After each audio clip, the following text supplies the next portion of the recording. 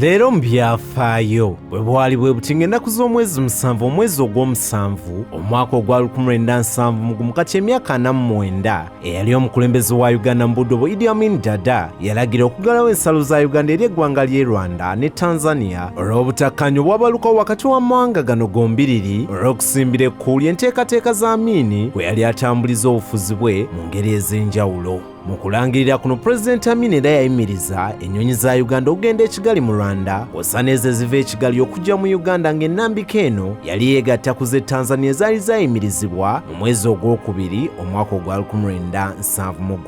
Okulaga oluwonko olwali lugaziya wakati w'amawanga g'obuvanjuba bwa Africa, Amin era yawera abakungu ba bbanka y'enkulaakulana ya East African Development Bank kw'ossa n'omukago gwa East African Community abava mu ggwanga lya Tanzania obutalinnya mu ggwanga Uganda. Field Marshal Idi Amin DADA yajja mu bukulembeze bwa Uganda mu mwaka gwa 1971 ng'ennaku z'omwezi 25 omwezi ogwa Gatonnya bwe yawamba obukulembeze okuva ku Apollo Milton Obote eyali mu lukuŋŋaana lw'amawanga agaaliko mu luse lwa Bungereza e Singapore. Obukulembeze bwa Amin obw'emyaka 8 bwogerwako ng'obwali obw'okozesa omukono ogw'ekyuma ng'era bannansi abakunukkirizayo 300 be bagambibwa okulusuulamu akaba. Mu mwaka ogwa 1972 Amin era ajjukirwa olw'okugoba abayindi n'Abapakistan abaali wakati w'57